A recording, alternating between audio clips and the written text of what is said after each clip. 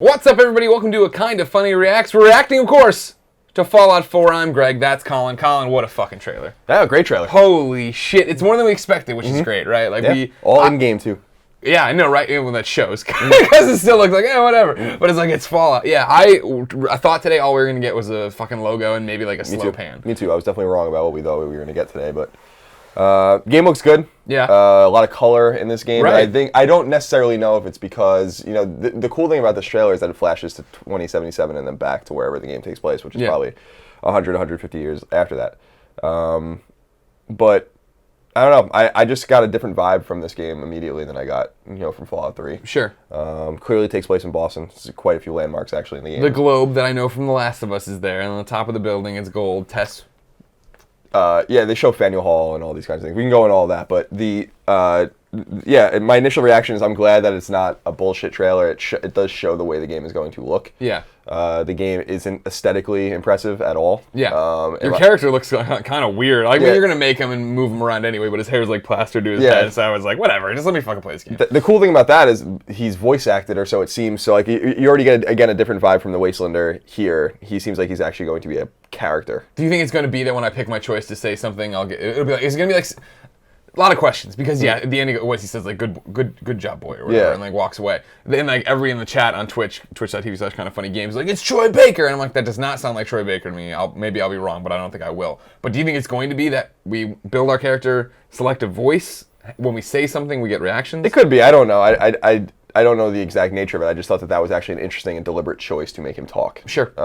In the trailer. Because historically, no, that's not how it works. You pick your dialogue option, and the other person starts responding. You're basically just an avatar. It doesn't really even matter who you are. Like the Wastelander is just whoever. Yeah. I've only played Fallout 3 and Fallout New Vegas, but that was the way certainly it was in those games where I just felt like you were kind of a puppet, but that didn't really matter. I didn't care. So I thought that was a deliberate choice to maybe show you that there might be a little more to your character this time. Of course. He comes from Vault 111, which I think is cool. Yeah, gotta buy new hoodies, great. Yeah, Vault 111 hoodies.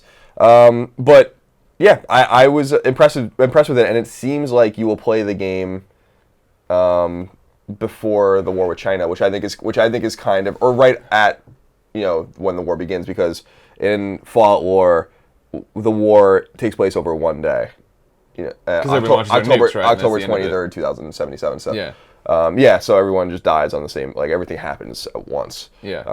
And so I'm interested to see what kind of flashbacks you have, or if they're just showing that for the trailer and there's not going to be any of that in the game. When it started and like Dog Meat's walking through the house and like we're getting the flashes to what it was like, I was like, that's a cool effect. And then you flash to the parents with the kid in the crib. I'm like, okay. And then when it flashed between like with the groups running and all this other stuff and Dog Meat running on that too, that was the first time where I was like, am I going to play that? Am I going to play part of this? Because I thought it was just built for the trailer. We want to show you this juxtaposition. But it looked like when you got to that point that it was actually happening, like it's something you want to be a part of. Yeah, the first time you see, the first time it looks like you see the game really running the way it's going to run is actually in 2077 when everyone's like running down the street in their cul-de-sac or in their neighborhood or whatever, and you see some like janky animations and stuff like that. So I don't think, again, you show that unless there's more to that than meets the eye. And then you see them all stacking up with Brotherhood of Steel guys in armor, like not letting them through a gate and stuff like that. So, yeah, I don't know. I think the game looks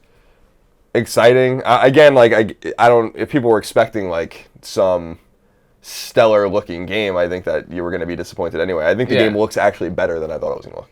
Wow. So because it definitely does look like a next generation Fallout Bethesda style game. Yeah, totally. It doesn't look like a next gen game necessarily, but it looks like what you would expect Fallout 3 to look like on a next gen system. And that's all I want. If that makes any sense. No, that totally is. Like when they went into like the what it looked like to be the the town, right, of like with the whatever sluggers with the baseball bat with the nails in it and like the little emporium and cure all over here and stuff, like that looked like a brighter Fallout 3, right? Not as bright as New Vegas when they were trying to get all the Vegas themes in there, but more of like a lively center for a town or whatever. And that was awesome. Like, you know what I mean? Like, that's all I want is to get unleashed on that game and go do whatever the hell I want to do. And for those curious about where it takes place, it's definitely Boston.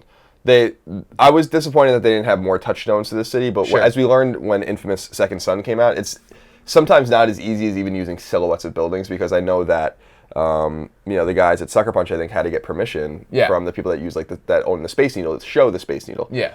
So there could be some issues with showing things like the Prudential Building or something, some landmark in Boston. Then again, it might not have survived the war anyway. But you see 3 things that are definitively Boston in that trailer. You see Faneuil Hall. That's where George Washington's on the horse. So that's what you were talking about when you were doing the thing. Yeah. You said Paul Revere. Yeah, this guy doesn't know American history. I hadn't gotten to that point in the trailer. You draw these on your arm every day? You said there was a guy on a horse, and I'm like, I don't know, in Boston, Paul Revere. But what you saw was Faneuil Hall. Okay. I actually thought when you were saying that there was like a guy recreating something on some sort of fucked up horse. I didn't know you were talking about a statue. A 2-headed horse. I didn't know you were talking about a statue. Sure. So Faneuil Hall's in there. They show a tower that looks like the Washington Monument, and that's actually Bunker Hill. So there's weird, and then obviously they show a ship, a colonial style ship that it's an airship though. It looks like, right? Well, no, they show a dry docked colonial 1770s ship. Okay. That is presumably one of the ships that's in the harbor now, like where you throw the tea off of it. Yeah. And shit. So they show an airship too, which is cool. But they also show a lot of familiar things. There's a lot of familiar robots and aircraft and all of these kinds of things going on, monsters. Yeah. So there is a connectivity, which makes sense because Washington D.C. and the Commonwealth, which is what it's called in Fallout lore, Boston is not that far away from each other. So you obviously would have a cross pollination of basically everything, just like you did from Washington and New Vegas, which is way further away from each other. Yeah. And the one combat scene they show are ghouls attacking you, running which is through cool. like a supermarket. Yeah. But again, it's funny. This trailer makes me laugh in a way because they proudly show the jankiness of Fallout in it. Yeah. And that weirdness has always been there. Yeah. They don't show how you fight. They don't show what you fight with or anything like that. Yeah, that's what I'm curious about. I'm sure we'll see that at E3, but it's just like this is what the game is, and this is what we love about Fallout. So it doesn't seem like it's a very cleaned up vision. It's just a vision that has evolved as the hardware has allowed it to evolve. Because you're not going to get these beautiful textures and all of this. You're going to get a great draw distance and stuff. I think the proof will be in the pudding when we see the game run. Sure. At E3 that, maybe it's not the most beautiful thing in the world, but who the hell cares? But also that the technical limitations of the previous consoles are no longer a problem. So you're going to get probably beautiful draw distances, lots of characters on the screen at once, a steady frame rate. Yeah. All those kinds of things that people want, nice resolution and stuff like that. So there has to be trade-offs still. Plus you have to remember that they've been making this game since long before PlayStation 4 and Xbox One came out, clearly. So they will not get to reap the benefits of what other developers have discovered as time goes on. Sure. You know what I mean? Because they decided to jump in very early in a silo, figuring it out by themselves. Yeah. And so you have to kind of give them, they leave them alone a little bit. They pieced it all together the best they could. Yeah, exactly. Make this thing run and go what it has to do. So then, Colin, great trailer. We loved it. Amazing. Ron Perlman's back. I don't think it's Troy Baker. What happens at E3? Bethesda has this conference on Sunday. A lot of people today were like, why would they show this knowing that in 2 weeks' time they have to do it again? You have to do this. This was a shrewd move. Again, I've talked about Pete Hines. Pete Hines is the head of marketing PR at Bethesda. He's a smart guy. He's been there for a long time. We know him. He's a friendly dude. But he's smart. And surely he and his team realized that the chance of this game leaking before E3 was very, very strong. Not from their own studio, who has kept it secret for years, but from E3 literature, from the things they have to do, the hoops they have to jump through. It happened today. The Fallout4.com went live an hour before everything else with the box arts and the titles in one screenshot. Yeah, that shit happens. Yeah, and these things happen. Like you can't seed journalists and websites, and you can't trust anyone with a game like this. Yeah. So certainly, the ESA and whatever, like with E3 and stuff, know about this game and all this kind of stuff. And you can't risk when the Teamsters go and build E3, which they're going to do, someone takes a picture of the sign, like, you control the message this way. Everyone knows you're going to announce the game. Yeah. So just show it and announce it and get it out there, and then there's nothing else to worry about, because as long as you trust your team, which they clearly do, nothing about the game's actually going to leak. Right. It's only the name and the box art and all this shit you have to distribute.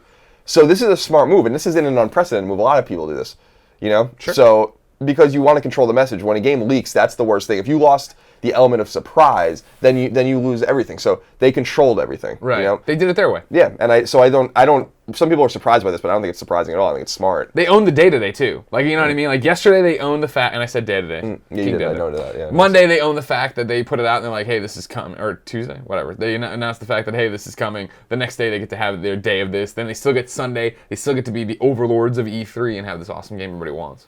Yeah, they're still gonna win. You know, like so at E3 they're gonna show the game extensively, and they'll show it actually being played. And I'm sure you'll be able to play it. You know, at least behind closed doors, if not on the floor.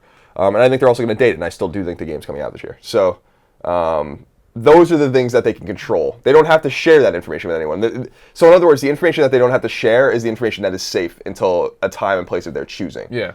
But the existence of the game was no longer a safe fact for them. And so revealing it early. Good move. Yeah, absolutely. And if clearly this was the plan all along. You don't just cobble a trailer together like this in a minute, you know? Yeah. So clearly this was the plan all along. They were like, let's push it as long as possible, announce a press conference. The game's clearly been in development for 3 years probably. Yeah. You announce the press conference, and then you give it a little time, and then we tease the game, and then we show the game, and then we wait. And then the waiting game. And then the big news comes at E3. But yeah, you already mentioned, I mean, the big news. There was a lot of conspiracy theories and things that made sense based on CSS, like going into the code and stuff like that, of the websites, that it would come to PS3 and Xbox 360.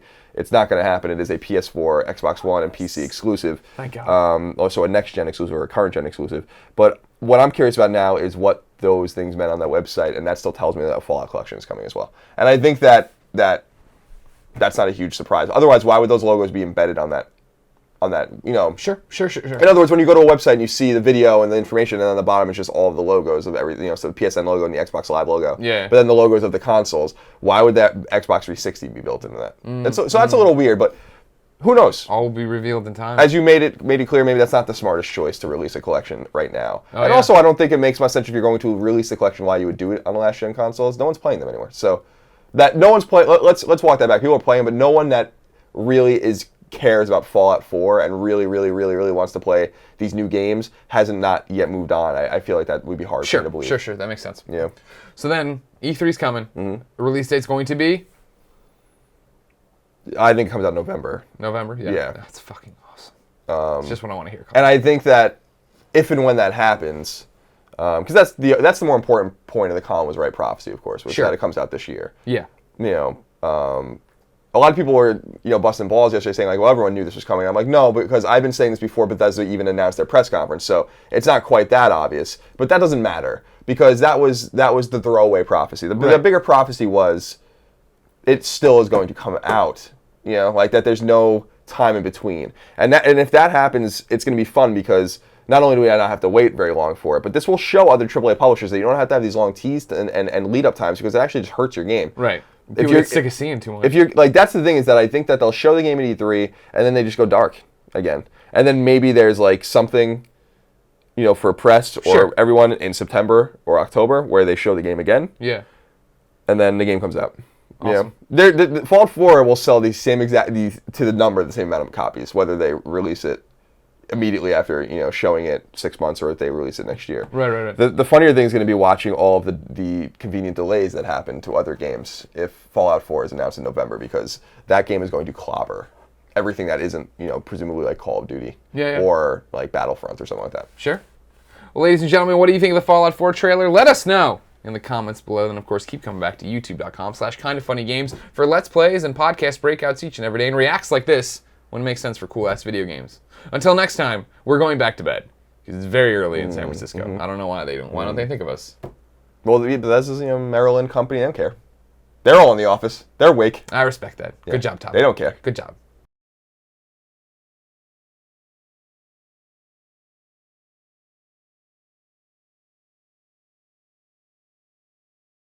This is a dog. He's shaped like a log. He says hello to Colin. Smells.